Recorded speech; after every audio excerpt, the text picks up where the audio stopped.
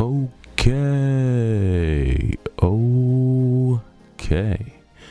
Mic check 1 2 1 2. It's the Y2K Collector, and the retro gaming market for the summer of 2024 is cooling off.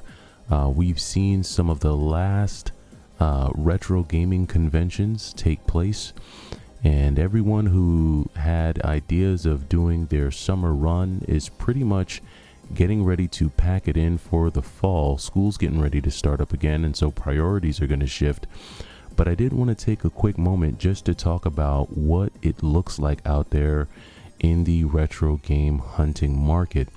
The second half of the summer was a lot busier than I had anticipated, and I'm thinking I'm going to be dubbing the summer of 2024 as the summer of the PlayStation 2, because it seemed like I could not stop running into PlayStation 2 games out in the wild.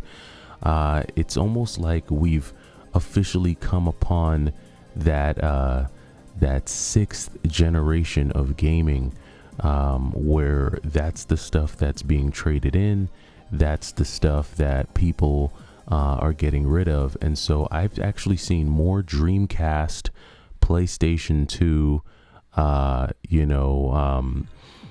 GameCube, Xbox, original Xbox. I've seen so much more of that stuff this summer than I've seen in summers past. Not as much like Sega Genesis stuff and Super Nintendo stuff as I was seeing years ago. It seems like the generation that's kind of giving up their old stuff now is the generation that grew up in that era. And so it's opening up a whole new opportunity when it comes to retro game collecting. A few years ago, you wouldn't have thought of like the PlayStation 2 as really being retro, or even the PlayStation 3, but time is quickly marching on. And as time passes, these systems that have been around for 10, 15, 20 years, they are definitely falling into the retro category. And PlayStation 2 is definitely more than 20 years old at this point. Same thing with Dreamcast. And, pretty soon, PS3 and Xbox are going to be falling into that category if they haven't fallen in there yet. It's a changing of the guard, the passing of time. And when time passes this way, it just unlocks new memories, new levels of nostalgia for a whole new generation that's climbing up the ranks in adulthood. And so when you go out and you do your game hunting, especially if you're going to thrift stores, if you're going to places like GameStop, you're gonna be seeing more of that generation. It's not to say that you're not gonna see your Super Nintendo games and your Sega Genesis games, but I think for the most part, a lot of those games have found their homes already. The folks that wanted to collect those things, collect those games, they have them, right? They have them. They've built the collections that they want, and then the stuff that I think just isn't as desirable is still sitting on a shelf somewhere in a retro game store, or is sitting somewhere on someone's online store.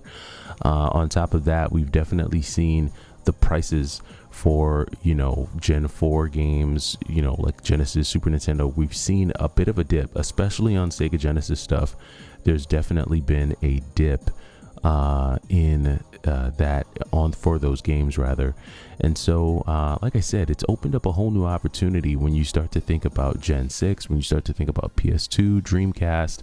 A lot of fun when it comes to collecting for that generation, because that was a very innovative generation for gaming. We saw a lot of just cool concepts introduced, especially on consoles like the PlayStation 2, where the library is so vast and so expansive, and there's just so much that you can play and so much that you can enjoy. And so for me, being out there in the field, that's what I saw a lot of.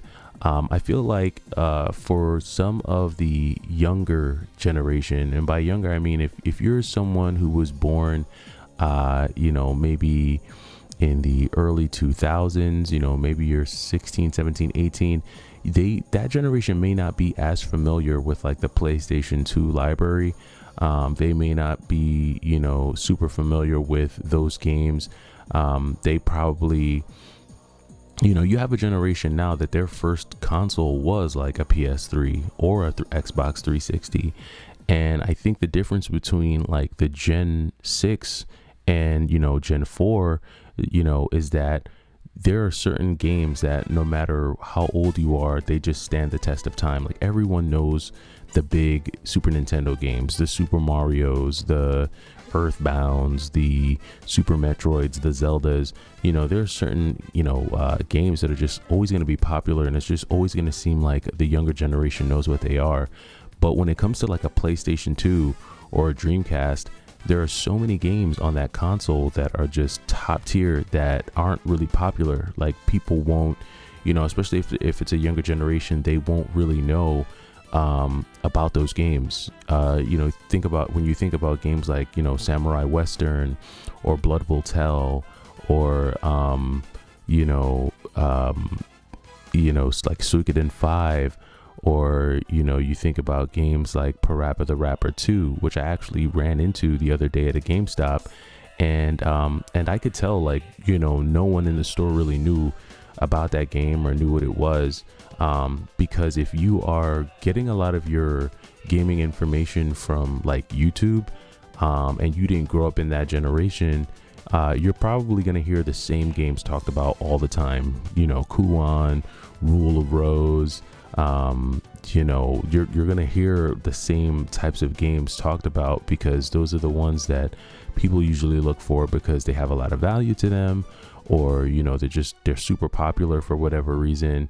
But there's still a large segment of games but just a lot of people don't talk about. Games like Stretch Panic or Alien Hominid or Graffiti Kingdom, or just so many games. Like if I sit here and think about like the PlayStation 2 and just some of the games that I've had on there, the library is just crazy. And so when you think about that and you think about like the generation that's working at a GameStop, a lot of that generation will get these games in, or a lot of the folks working at GameStop will get these games in, and they won't even know what it is they have on their hands.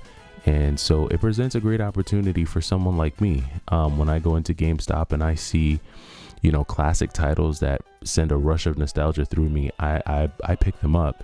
And it doesn't matter how rare or how old or how expensive they are. I'm a sucker for PS2. And this month I just ran into so many PS2 games, from Tales of the Abyss to Rogue Galaxy, Grand Theft Auto 3, Grand Theft Auto San Andreas. Last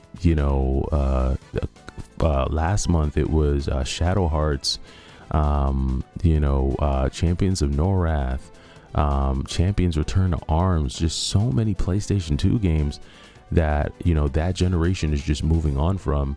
And it couldn't have come at a better time because I actually sold so many of my PlayStation 2 games. And I had so many of those games in my collection before and let a lot of them go.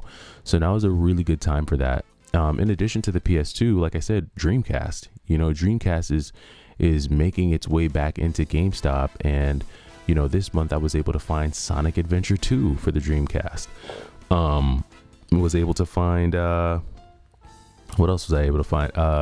House of the Dead 2 on the Dreamcast. There's so many Dreamcast games that this generation, the younger generation just isn't familiar with. And so for me, I've just had a blast when it comes to the nostalgia rush. I was in a GameStop this month and I got a free box of Dreamcast games that GameStop didn't want, either because they were probably priced too low, like there wasn't enough value in it for them, or they just didn't have the games in their system. But I was able to get a free copy of NBA 2K1. Wow. Like when I saw that with Allen Iverson on the cover, huge for someone like me who grew up playing NBA 2K1 like every morning before school, and having the Dreamcast as one of my like most played consoles when I was in high school. So just really cool stuff to see out there. And if you're out there and you are going out game hunting, that's what you can probably expect to see.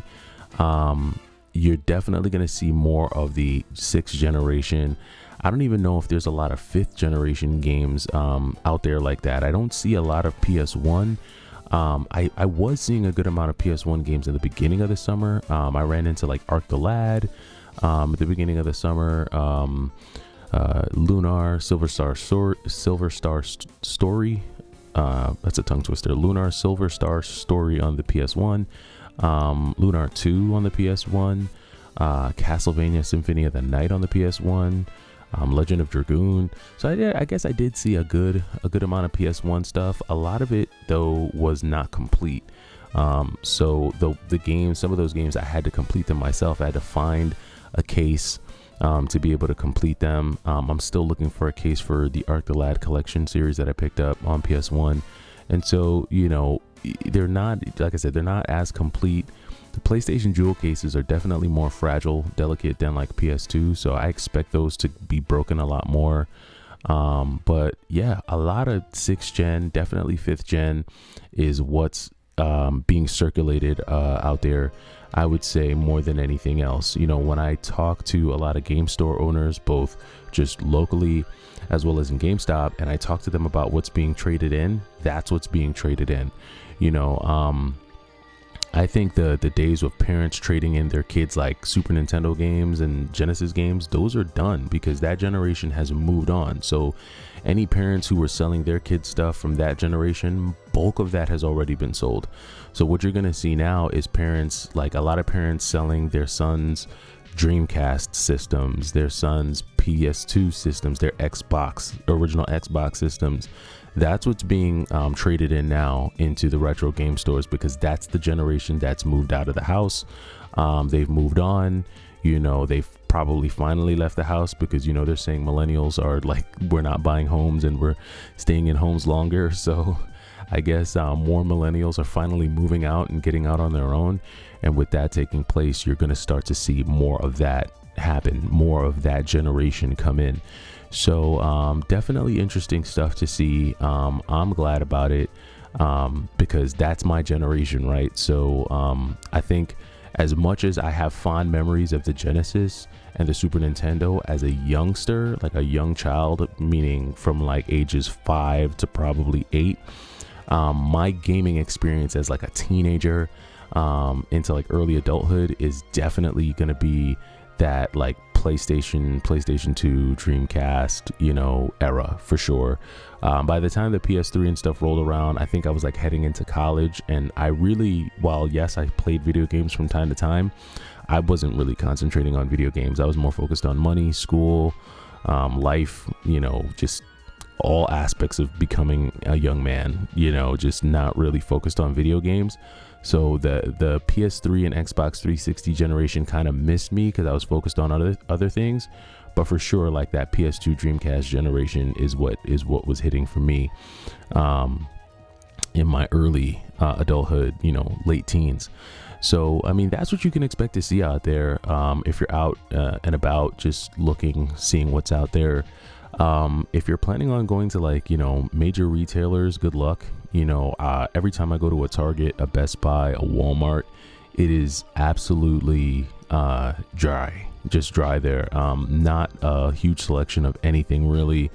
Most of the shelves are empty. The stock is really low, and all they carry are like your typical AAA titles, which I feel like AAA titles are cool, and yes, like everybody likes them because they're the most popular, but some of the best gaming experiences are coming out of, you know, these indie studios. They're going to be these indie titles, these more off the cuff, off the beaten path styles of games. So, you know, that is where I think, you know, a lot of the attention for me is going, especially when it comes to the more modern systems. There's a lot of things coming down the pike. I know Nintendo's going to be hopefully releasing a new system soon, so a lot of anticipation around that.